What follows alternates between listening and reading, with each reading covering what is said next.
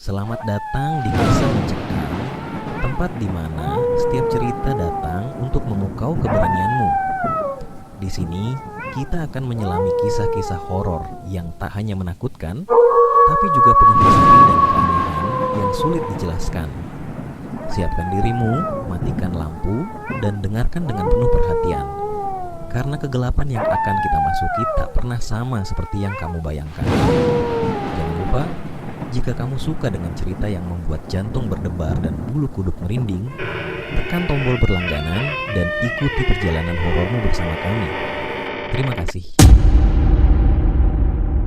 Gunung Kawi yang terletak di Jawa Timur dikenal sebagai tempat penuh misteri dan mitos. Di balik keindahan alamnya, gunung ini dipercaya menjadi pusat kerajaan gaib yang menawarkan kekayaan bagi mereka yang berani melakukan ritual khusus. Namun, cerita tentang kekayaan ini tidak lepas dari harga mahal yang harus dibayar. Menurut legenda lokal, Gunung Kawi adalah tempat bersemayamnya para makhluk halus yang dipimpin oleh raja gaib bernama Kyai Damarjati. Kerajaan ini disebut-sebut memiliki kekayaan tak terbatas berupa emas, permata, dan kekuasaan duniawi. Namun, kekayaan tersebut tidak diberikan begitu saja. Orang-orang yang ingin mendapatkan kekayaan dari kerajaan gaib ini harus melakukan ritual tertentu, seperti menanam sesajen di bawah pohon keramat, membawa dupa khusus, dan melakukan doa-doa di malam tertentu, terutama di bulan purnama. Namun, ada satu syarat mutlak yang harus dipenuhi: memberikan tumbal berupa sesuatu yang sangat berharga, baik itu nyawa, keberuntungan hidup, atau keturunan. Sukri adalah seorang pria paruh baya dari desa di kaki Gunung Kawi. Setelah bertahun-tahun hidup dalam kemiskinan, ia mendengar cerita tentang kerajaan gaib yang bisa memberikan kekayaan melimpah. Dengan niat untuk mengubah nasib, Sukri memutuskan untuk mendatangi dukun terkenal di desa tersebut. "Kalau kau ingin kaya, kau harus siap menghadapi apapun," kata dukun itu dengan nada serius. "Pergilah ke pohon beringin besar di puncak Gunung Kawi. Di sana, buatlah sesajen dengan dupa dan bunga. Tapi ingat, jangan pernah menoleh ke belakang, apapun yang kau dengar." Sukri mengangguk dengan tegas, meskipun jantungnya berdebar kencang. Malam itu, ia memulai perjalanan menuju puncak. Saat Sukri mencapai puncak gunung, udara terasa berat. Pohon beringin besar berdiri kokoh di depan matanya, dikelilingi oleh suasana mistis yang sulit dijelaskan. Ia menyalakan dupa dan mulai mengucapkan doa yang diajarkan dukun. Tiba-tiba, angin bertiup kencang, membawa suara-suara yang aneh. Suara tawa, bisikan, bahkan jeritan terdengar bergema di sekitarnya. Sukri tetap menunduk, mengingat pesan dukun untuk tidak menoleh. Tiba-tiba, di hadapannya muncul sosok tinggi berjubah emas. Wajahnya samar, tetapi matanya bersinar merah seperti bara api. "Apa yang kau cari, manusia?" tanyanya dengan suara dalam yang bergema. "Kekayaan, Tuan," jawab Sukri dengan suara gemetar. Sosok itu mengangguk. "Kau akan mendapatkan apa yang kau inginkan, tetapi kau harus memberikan sesuatu sebagai imbalan. Apa yang paling berharga bagimu?" Sukri terdiam. Ia memikirkan keluarganya, terutama putra sulungnya yang masih kecil. Tapi ketamakan telah membutakan hatinya. "Aku siap memberikan keberuntunganku," katanya, berpikir itu adalah pengorbanan yang lebih ringan. Sosok itu tersenyum samar. "Baiklah, kau akan mendapatkan kekayaan, tetapi keberuntunganmu akan hilang selamanya. Bersiaplah."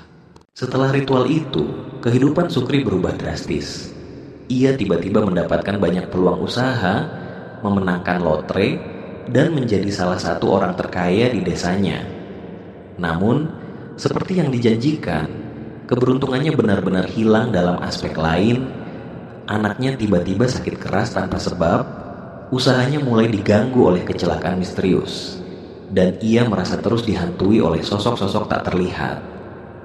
Suatu malam, saat Sukri duduk sendirian di rumah mewahnya, ia mendengar suara tawa yang sama seperti di Gunung Kawi. Tiba-tiba, bayangan tinggi berjubah emas itu muncul di sudut ruangan. Waktumu hampir habis, Sukri. Kau sudah menikmati kekayaanmu. Sekarang giliran kami mengambil apa yang menjadi milik kami, kata sosok itu sambil menunjuk ke arah putra Sukri yang sedang tidur. Sukri menjerit, tetapi tidak ada yang bisa ia lakukan. Sosok itu menghilang, meninggalkan bayangan panjang yang membuat seluruh ruangan terasa dingin. Kisah Sukri menjadi pelajaran bagi penduduk desa. Banyak yang masih percaya bahwa Gunung Kawi memang merupakan gerbang menuju kekayaan, tetapi dengan harga yang sangat mahal. Meskipun begitu, hingga kini masih ada orang-orang dari berbagai penjuru negeri yang datang ke Gunung Kawi berharap mendapatkan berkah dari kerajaan gaib. Beberapa kembali dengan senyuman, sementara yang lain menghilang tanpa jejak, menjadi bagian dari misteri yang menyelimuti gunung itu. Gunung Kawi tetap berdiri megah, menyimpan rahasia kerajaan gaib yang tak pernah sepenuhnya terungkap. Siapapun yang mendekat harus siap membayar harga yang tidak pernah bisa ditebak. Setelah peristiwa itu, Sukri hidup dalam ketakutan. Kekayaannya terus bertambah, tetapi setiap malam ia merasa ada yang mengawasi. Suara-suara dari Gunung Kawi sering terdengar di rumahnya. Tawa samar, bisikan, hingga jeritan yang menusuk telinga. Ia mulai kehilangan akal sehat, seringkali terbangun dengan keringat dingin dan tubuh gemetar. Suatu malam, ia bermimpi buruk. Dalam mimpi itu, ia berdiri di bawah pohon beringin besar di Gunung Kawi. Sosok berjubah emas muncul kembali, tetapi kali ini ditemani oleh puluhan makhluk lain.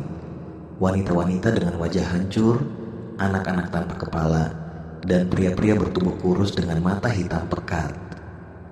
Kau pikir ini selesai, Sukri? Sosok berjubah emas itu bertanya dengan nada mengintimidasi. Harga yang kau bayar belum cukup. Ketika Sukri terbangun, ia menemukan sesuatu yang membuat jantungnya hampir berhenti. Di cermin kamarnya, tertulis dengan darah, "Kami akan datang." Beberapa hari kemudian, anak sulung Sukri yang berusia 5 tahun, Dika, tiba-tiba hilang dari rumah. Pencarian dilakukan di seluruh desa, tetapi tidak ada yang menemukan jejaknya.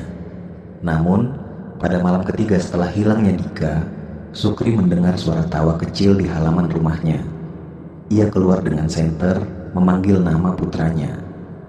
Di bawah cahaya bulan, ia melihat seorang anak kecil berdiri di dekat pohon, membelakanginya. Sukri segera mendekat. "Dika, itu kau?" tanyanya. Suaranya gemetar. Namun saat anak itu berbalik, wajahnya kosong. Tidak ada mata, hidung, atau mulut. Hanya permukaan datar seperti lilin. Sukri mundur ketakutan, tetapi anak itu melangkah maju, dan dari kejauhan terdengar suara sosok berjubah emas. Ini baru permulaan Sukri. Ketakutan Sukri mencapai puncaknya ketika ia mulai melihat sosok-sosok aneh di sekitar rumahnya. Kadang-kadang ia mendapati bayangan tinggi berdiri di sudut ruangan atau mendengar suara langkah di lorong rumahnya. Tetangga mulai membicarakan rumah Sukri. Mereka sering melihat bayangan wanita berambut panjang melayang di depan jendela atau mendengar tangisan anak kecil yang berasal dari dalam rumah. Tak ada yang berani mendekat, bahkan di siang hari.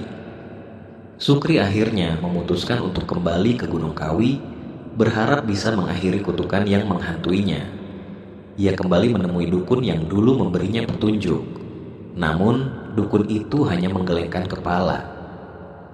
"Kau sudah masuk terlalu jauh, Sukri. Sekarang kau harus menyerahkan sesuatu yang lebih besar atau kehilangan segalanya." Dengan perasaan putus asa, Sukri mendaki Gunung Kawi untuk kedua kalinya. Kali ini, ia membawa sesajen yang lebih besar, kain kuning, kembang 7 rupa, dan seekor ayam hitam. Ketika ia tiba di pohon beringin, suasana terasa lebih mencekam daripada sebelumnya. Udara dingin seperti menusuk kulit, dan suara angin terdengar seperti bisikan makhluk-makhluk tak kasat mata. Sukri memulai ritualnya. Ia menyalakan dupa dan mengucapkan doa dengan terbata-bata. Tiba-tiba, pohon beringin itu bergerak seolah hidup. Dari dalam bayangan, sosok berjubah emas muncul lagi, kali ini disertai makhluk-makhluk yang lebih menyeramkan. Wanita dengan tubuh berlubang, pria tanpa wajah, dan anak kecil dengan tangan yang memanjang hingga ke tanah. "Kau datang lagi, Sukri," kata sosok berjubah itu dengan suara yang dalam dan menggema. "Apa yang kau bawa kali ini?" "Aku ingin mengembalikan semuanya. Aku tidak ingin kekayaan ini lagi," teriak Sukri. Sosok itu tertawa dingin. "Kau tidak bisa mengembalikannya. Kau hanya bisa memberikan lebih. Apa yang kau tawarkan sekarang?" Sukri terdiam. Ia tahu apa yang dimaksud, nyawanya. Dengan putus asa, Sukri mengangguk. "Ambil nyawaku, tetapi bebaskan keluargaku." Sosok berjubah emas itu mendekat, menyentuh kepala Sukri dengan tangan dingin seperti es. "Permintaanmu dikabulkan," katanya. "Tapi ingat, arwahmu akan menjadi bagian dari kami selamanya." Sukri tiba-tiba merasakan tubuhnya lemas. Ia jatuh ke tanah dan dari kejauhan terdengar suara-suara menyeramkan tertawa di antara pohon-pohon. Esok paginya, tubuh Sukri ditemukan tergeletak di bawah pohon beringin besar, wajahnya penuh ketakutan. Anehnya, tidak ada luka di tubuhnya, tetapi di tanah sekitarnya terdapat jejak kaki yang berlumuran darah. Setelah kejadian itu, keluarga Sukri memang kembali hidup damai. Tetapi rumahnya tetap menjadi tempat yang dihantui bayangan-bayangan menyeramkan. Gunung Kawi, dengan segala misterinya, tetap menjadi gerbang gaib bagi mereka yang berani mencari kekayaan dan bersedia membayar harganya. Setelah kematian Sukri yang misterius, desa di kaki Gunung Kawi menjadi tempat yang dipenuhi rasa takut dan waspada. Warga mulai merasakan kehadiran sesuatu yang tak kasat mata, sesuatu yang datang dari Gunung Kawi, membawa teror yang belum pernah mereka rasakan sebelumnya. Sukri, meskipun tubuhnya sudah tak lagi terlihat, sepertinya masih bergentayangan di desa. Sejak kematian Sukri, beberapa penduduk desa melaporkan kejadian aneh. Salah satunya adalah Pak Tarno, seorang petani yang tinggal tak jauh dari rumah Sukri. Pada suatu malam, Pak Tarno terbangun dari tidurnya setelah mendengar suara langkah kaki yang berat di halaman rumahnya. Awalnya, ia mengira itu hanya hewan, tetapi suaranya semakin jelas dan semakin dekat. Saat dia membuka pintu rumah, dia melihat sesosok pria berdiri di depan rumahnya. Pria itu mengenakan pakaian luluh dan kumal, dengan wajah yang terlihat sangat pucat dan kosong, seperti seseorang yang baru bangun dari kematian. Namun yang membuat Pak Tarno terkejut adalah matanya. Mata yang kosong, hanya 2 lubang hitam yang menatapnya tanpa henti. "Ada apa, Pak Tarno?" Suara pria itu terdengar serak, seperti suara yang dikeluarkan dari tenggorokan yang sudah lama tak digunakan. Pak Tarno terkejut dan mundur beberapa langkah. "Sukri, itu kamu?" Pria itu hanya diam, lalu menghilang dalam sekejap. Keanehan lainnya mulai muncul. Beberapa warga lain mulai merasakan keberadaan Sukri, meskipun tubuhnya sudah tidak ada. Pada malam-malam tertentu, mereka mendengar suara ketukan pintu yang terdengar seperti suara langkah kaki berat. Di beberapa rumah, jendela tiba-tiba terbuka meskipun tidak ada angin, dan perabotan rumah terbalik tanpa sebab. Namun yang paling mencolok adalah fenomena arwah Sukri yang seolah mencari seseorang untuk dibawa. Setiap kali ada orang yang baru pindah ke desa atau datang berkunjung, mereka akan mendengar suara panggilan dari dalam hutan yang mengarah ke Gunung Kawi. Panggilan itu semakin jelas, seperti suara seseorang yang meminta bantuan, namun setiap kali diikuti, orang tersebut akan hilang tanpa jejak. Tini, seorang gadis muda dari desa itu, menjadi salah satu yang paling terkena dampak dari keberadaan arwah Sukri. Suatu malam, saat Tini sedang berjalan pulang dari ladang, ia merasa ada yang mengikutinya. Ia mendengar langkah kaki berat dan napas yang terengah-engah. Tetapi saat ia menoleh, tidak ada siapa-siapa di belakangnya. Namun, tiba-tiba, ia mendengar suara yang sangat jelas di telinga. Suara yang begitu familiar. "Tini, bantu aku." Tini menoleh dan melihat bayangan samar dari seorang pria yang wajahnya tertutup kabut. Mata yang gelap menatapnya dengan tajam, membuat Tini terperangah. "Kau siapa? Kenapa kamu mengikutiku?" Tini bertanya dengan suara gemetar. "Bantu aku keluar, aku terjebak." Suara itu terdengar sangat lemah, seolah-olah datang dari lubang tanah yang dalam. Tini merasa ada sesuatu yang janggal, tapi rasa ingin tahu mengalahkan rasa takutnya. "Apa yang terjadi padamu? Kamu siapa?" "Namaku Sukri." Aku tak bisa pergi. Bantu aku." Tini merasa tubuhnya membeku. Bayangan itu perlahan mendekat, seolah berusaha untuk menyentuhnya. Namun Tini merasa ada sesuatu yang tak bisa dijelaskan menghalangi tubuhnya untuk bergerak. "Jangan biarkan dia menyentuhmu." Tiba-tiba suara dari arah lain terdengar, keras dan penuh peringatan. Tini menoleh dan melihat nenek yang sangat dihormati di desa, Nenek Sumi. Sukri telah menyerahkan jiwa pada kerajaan gaib itu. Kini dia adalah bagian dari mereka, dan mereka tidak akan melepaskannya. Tini mundur perlahan, dan dengan cepat kilat, bayangan itu menghilang. Desa semakin dilanda teror.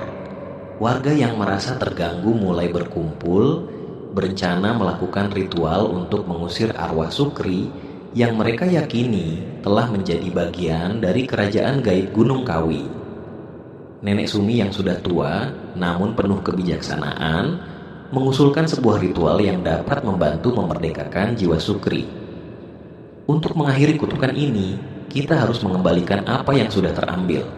Kita harus pergi ke Gunung Kawi, tempat Sukri mengikat perjanjian dengan kerajaan gaib," kata Nenek Sumi. Dengan hati-hati, Nenek Sumi dan beberapa orang tua desa memimpin ritual tersebut. Mereka menyiapkan sesajen berupa nasi kunir, bunga melati, dan ayam hitam, serta membakar dupa sepanjang jalan menuju Gunung Kawi.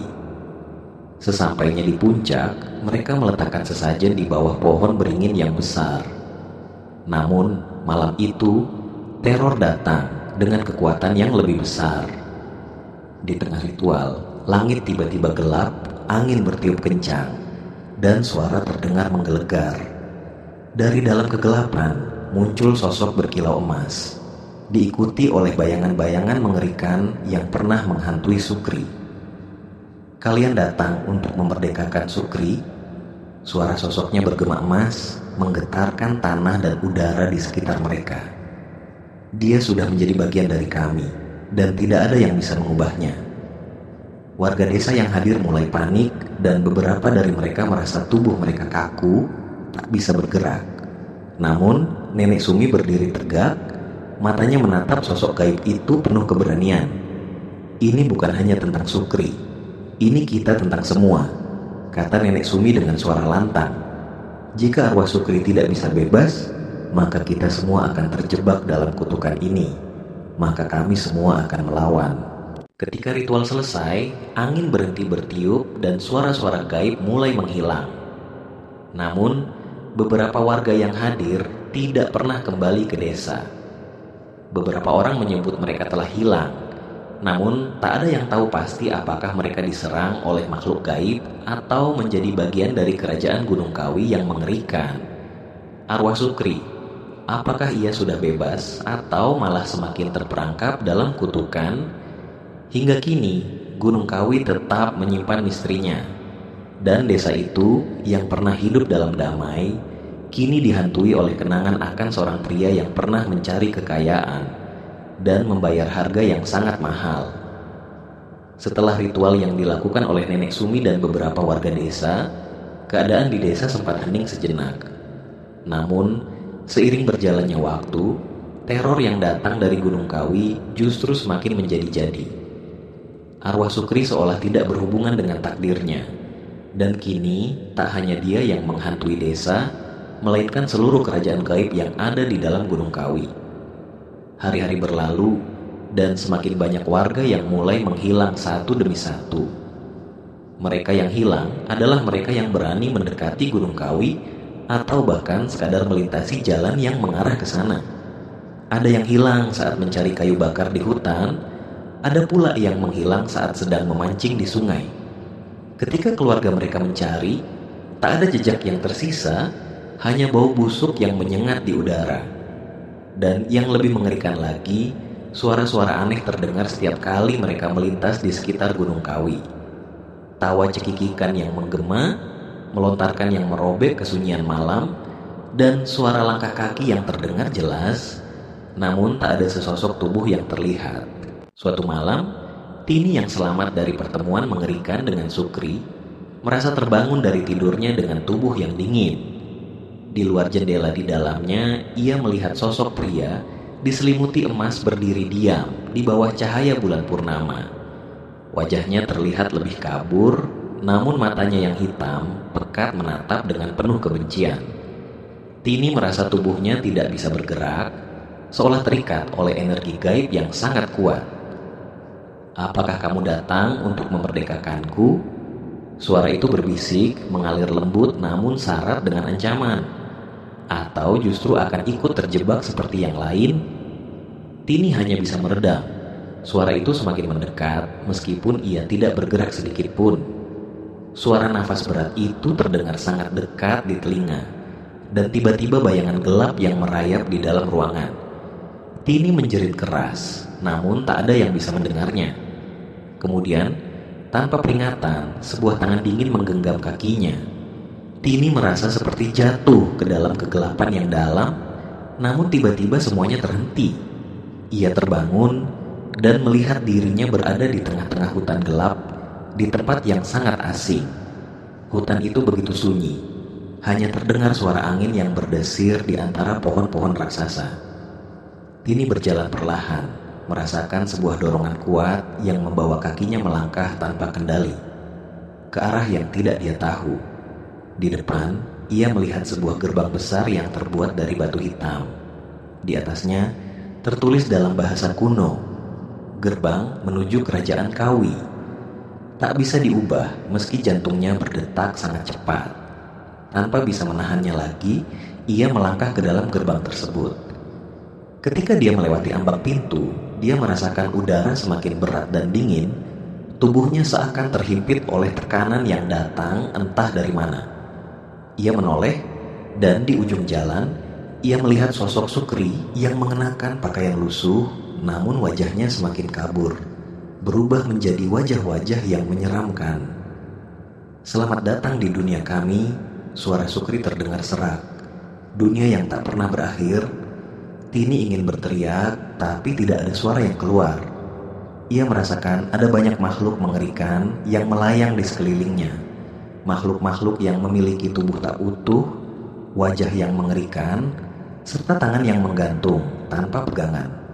Mereka tertawa keras, seperti gelak tawa dari dunia yang berbeda, dunia yang telah mati. Tiba-tiba, di tengah kegelapan itu, sosok tinggi dengan jubah hitam muncul. Ia memiliki wajah yang tertutup oleh topeng emas, dan tubuhnya lebih besar dari manusia biasa. Tangan penjaga itu memegang tongkat besar yang dipenuhi ukiran aneh dan darah yang terus mengalir di sepanjang permukaan tongkatnya. "Kau tak bisa pergi, Tini," suara penjaga itu bergema. "Kau sudah melangkah terlalu jauh. Sekarang, kamu adalah bagian dari kami. Kamu akan tetap berada di sini selamanya." Tini mulai merasa tubuhnya kaku. Ia ingin melarikan diri, namun tidak bisa bergerak. Semua jalan yang ada terasa tertutup, dan sosok penjaga itu semakin mendekat. Tiba-tiba, dengan suara yang berat dan penuh kekuatan, penjaga itu mengangkat tongkatnya. "Aku akan membawa kamu ke tempat yang lebih gelap, tempat yang lebih dalam. Di sana, kamu akan menjadi satu dengan kami, bagian dari kerajaan gaib yang tak pernah mati." Saat itu, Tini merasa tubuhnya mulai kehilangan kendali. Wajah Sukri kembali muncul, namun kali ini ia sudah tidak terlihat seperti manusia. Tubuhnya terpecah-pecah, seolah arwahnya telah benar-benar dikuasai oleh kerajaan gaib itu. Dengan mata hitam yang kosong, Sukri meraih tangan Tini. "Ini tak bisa dihentikan. Kami adalah bagian dari kekuatan yang lebih besar," Sukri berbisik.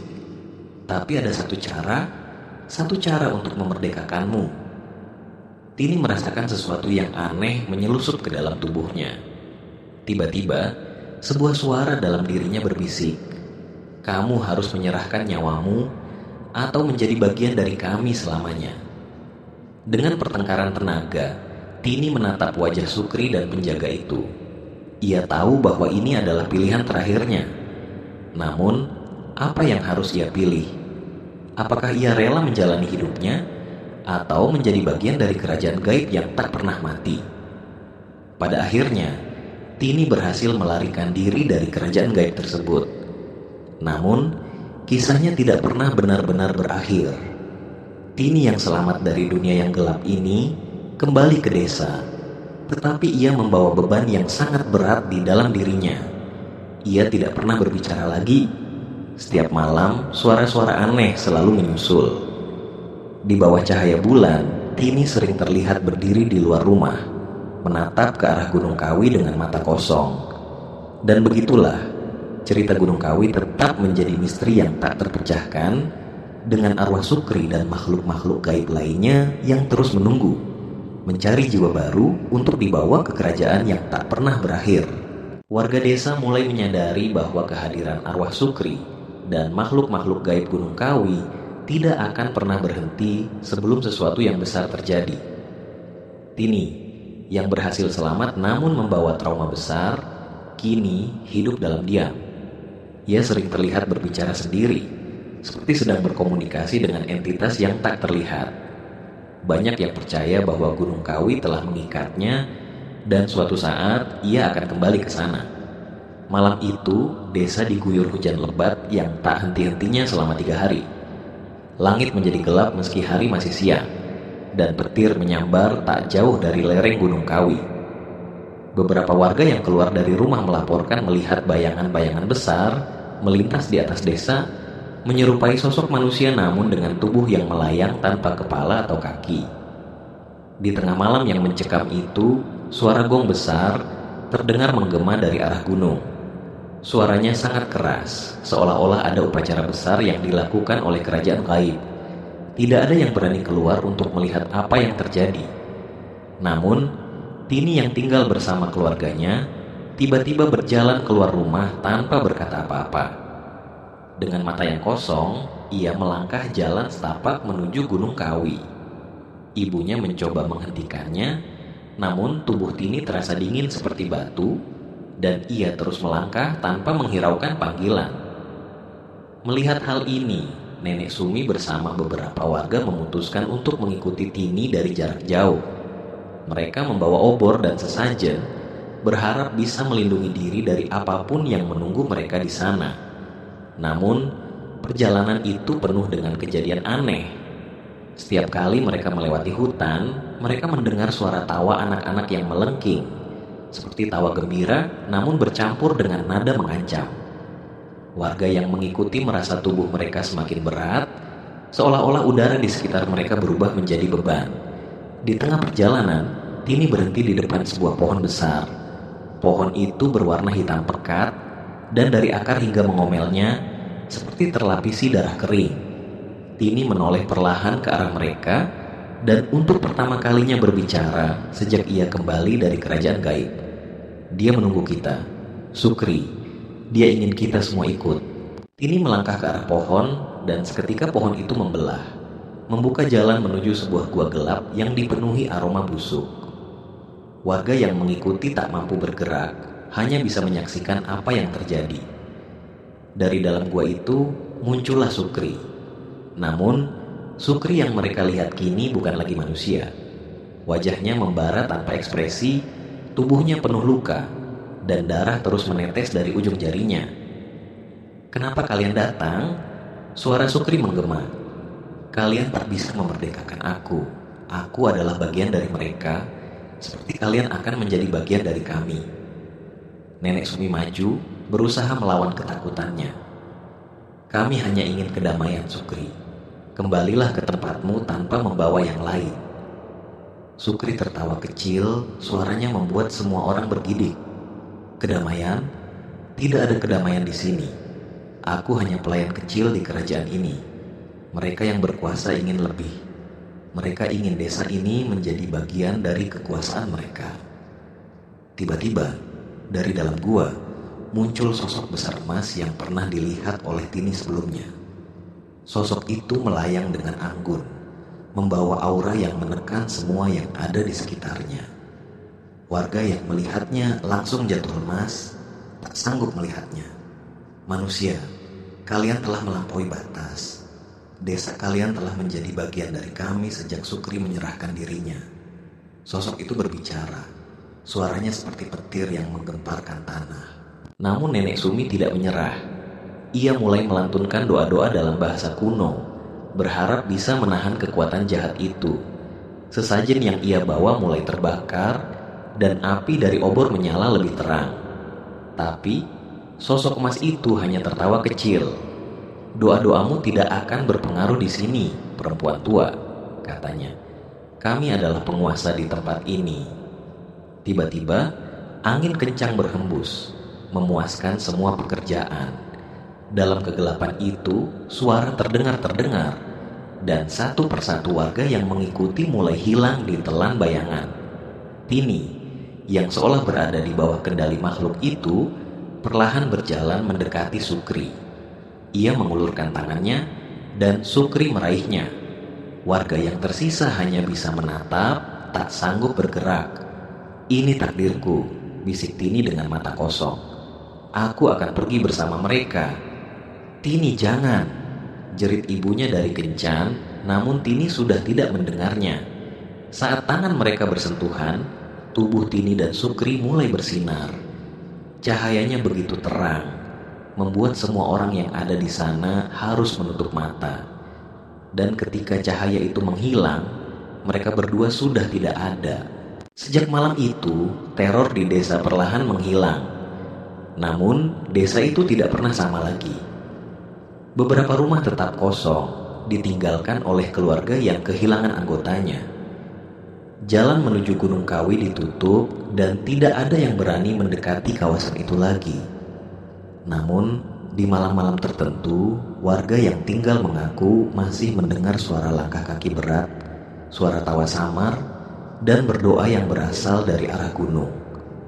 Mereka percaya bahwa arwah Sukri dan Tini masih ada, menjadi bagian dari kerajaan gaib yang tidak akan pernah berhenti mencari korban baru.